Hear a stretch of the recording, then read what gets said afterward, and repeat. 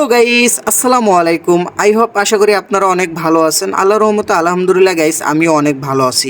So guys বেশ কিছুদিন যাবত ধরে আমাকে কোশ্চেন করতেছিলেন কি ভাই আপনি কি বাসে চাকরি করতেছেন, ভাই আপনি কি সুপারভাইজার পদে আছেন, ভাই আপনি কেন বাসের ভিডিও ছাড়তেছেন, এরকম বেশ কিছু কোশ্চেন আমার কাছে চলে এসেছে। তাই এজন্য আজকের ভিডিওটি করতেছি। আজকের ভিডিও দেখলে আপনারা অবশ্যই বুঝতে পারবেন আমি কেন বাসের ভিডিও আপলোড করি, বাসের ভিডিও শেয়ার করি। যাই হোক গাইস, আমি বাসা থেকে ব্যাগ গুছিয়ে নিয়ে এখন আমি একটি অটো করে আমাদের টার্মিনালের দিকে যাব। আমাদের যেতে যেতে আমাদের আর কি গ্রামের যেই রাস্তাটা ছিল সেটা আমাকে আবার পাগল করেছে। আসলে গ্রামের রাস্তাগুলো অনেক সুন্দর হয়, প্রাকৃতিক পরিবেশের সহকারে থাকে। তো তাই প্রথমত আমি এখন টার্মিনাল দিকে যাচ্ছি। আমি এখন সাতমাথা আছি, সাতমাথা থেকে 10 টাকা ভাড়া দিয়ে আমি রংপুর মডার্নে চলে যাব। কথা বলতে বলতে এখন আমি আর কি মডার্নে চলে এসেছি। মডার্নে যেতে যেতেই আপনারা চোখে পড়বে যে একটি বেগম রোকেয়া বিশ্ববিদ্যালয়। এটা আমাদের একটি ঐতিহ্যবাহী বিশ্ববিদ্যালয়। এখানে পড়ার স্বপ্ন প্রতিটি ছেলে মেয়েরই থাকে। আমাদের বাস দেরি করে আসায় আমরা সেহেতু রংপুর বেগম রোকেয়া বিশ্ববিদ্যালয় ক্যাম্পাসটা একটু ঘুরেছিলাম। আমরা কিন্তু গাইস ইতিমধ্যে বাসে উঠে চলেছি। আমি এবং আমার একটা ছোট ভাই ছিল, সে আর কি বলেছিল যে ভাই আপনি ঢাকা ব্যাক করলে আমাকে সাথে করে নিয়ে যাবেন, তাই তাকেও নিয়েছিলাম আমাদের সাথে। বর্তমানে আমি হানিফ এন্টারপ্রাইজের যাতায়াত করতেছি। যে বাসটি দেখতে পাচ্ছেন আমি সেখানে আমি আর কি হেলান দিয়ে শুয়ে আছি, সেটা হলো হানিফ এন্টারপ্রাইজের বাস।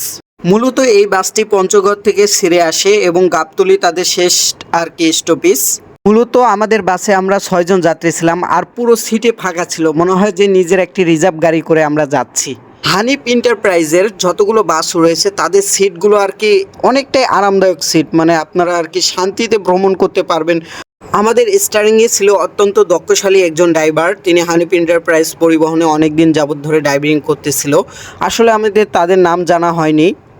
আমরা মোটামুটি বগুড়া পার হয়ে এখন সিরাজগঞ্জে এসেছি। এখন হানিফ এন্টারপ্রাইজের নিজস্ব আর কি হোটেলে বিরতি দিয়েছে, 20 মিনিটের একটি বিরতি। এই মুহূর্তে ভিডিওর স্ক্রিনে যে বাসটি দেখতে পাচ্ছেন আপনারা 153852, এটি হলো আমাদের গন্তব্যের বাস। এই মুহূর্তে যে চার্টটি দেখতে পাচ্ছেন এটি প্রতি কেজি মিষ্টির চার্ট। এখানকার মিষ্টি অনেকটাই ভালো আর কি। এখানে দাম মোটামুটি আমার কাছে তুলনামূলক একটু বেশি হলেও কিন্তু এর খাবারগুলো অনেকটাই আর কি অন্য হোটেলের চেয়ে অনেক গুণে ভালো। আরেকটা জিনিস আপনারা খেয়াল করবেন যে হোটেলের বাইরে যেগুলো দোকান রয়েছে সেগুলো দোকানে প্রচুর পরিমাণে দামের জিনিস বিক্রি করে। যেমন একটা স্প্রিটের দাম এখানে 35 টাকা হলে সেখানে 40 টাকা নেয়। আর যেরকম একটা চিপসের দাম 10 টাকা হলে সেখানে 15 টাকা নেয়। আবার একটা 20 টাকার জিনিস মাঝে মাঝে তারা 30 টাকা নেয়। কিন্তু হানিফ কোম্পানির হোটেলগুলোতে কিন্তু তা নেয় না। তারা সর্বমূল্যে যে গায়ের রেট রয়েছে সেই গায়ের রেট অনুযায়ী তারা আর কি প্রাইসটা রাখে। আর তাদের পরিচালনা অত্যন্ত দক্ষশীল। তাদের পর্যায়ক্রমে দেখলাম তারা আর কি মনিটরিং করতেছে কোনো কাস্টমারের অবজেকশন আছে কিনা, কোনো কাস্টমারের কাছ থেকে বেশি টাকা নিচ্ছে কিনা, এসব তারা মনিটরিং করতেছে। যাই হোক গাইজ, যেতে যেতে আমাদের 20 মিনিটের যাত্রা বিরতির পর এখন আমরা আর কি যমুনা সেতুতে রয়েছি।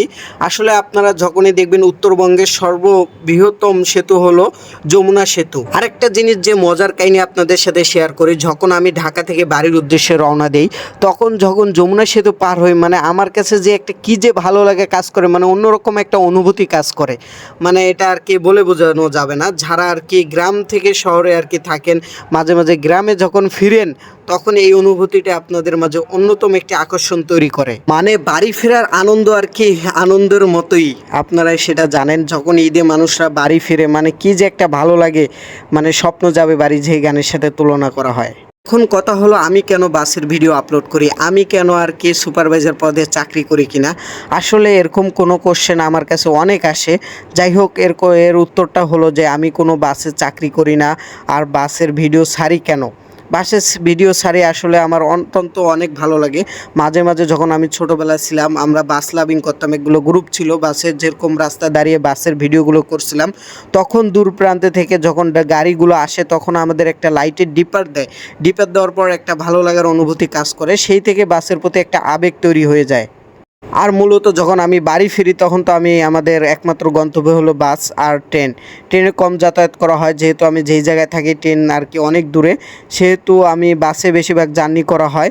আর বাসে জার্নি করতে করতে একটা বাসের প্রতি আলাদা একটা অনুভূতি কাজ করে চলে এসছে। মাঝে মাঝে আমাকে মনে হয় যে আমি বাসের সুপারভাইজার পদে চাকরি করি, ড্রাইভার হলে অনেক ভালো হতো। আসলে না, মোটর লাইন ডিপার্টমেন্টে কিন্তু অনেক কষ্ট, সেটা আপনারা জানেন। আমরা আর কি ভেতরে বাইরে থেকে যেতটুকু দেখি যে ওরা সুখে আছে, কিন্তু ভিতরে তারা সুখে নাই, ঘুম নাই, মানে ঠিক মতো খাওয়া দাওয়া গোসল দেওয়া হয় না। যাই হোক গাইস, তবুও কিন্তু তারা এই চাকরিটা করতেছে, না হলে কিন্তু আমরা সঠিক গন্তব্যে পৌঁছাতে পারতাম না, আর কি বাসের সার্ভিস পেতাম না।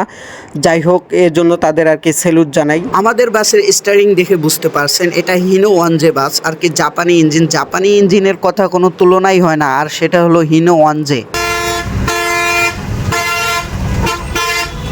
যাই হোক গাইস, আমরা এখন বাড়ির কাছে চলে এসেছি, তাই আজকের ভিডিও এখানে শেষ করব। আসসালামু আলাইকুম। আমরা এখন বাস থেকে নেমে একটি অটো করে আমাদের বাড়ির দিকে চলে যাচ্ছি।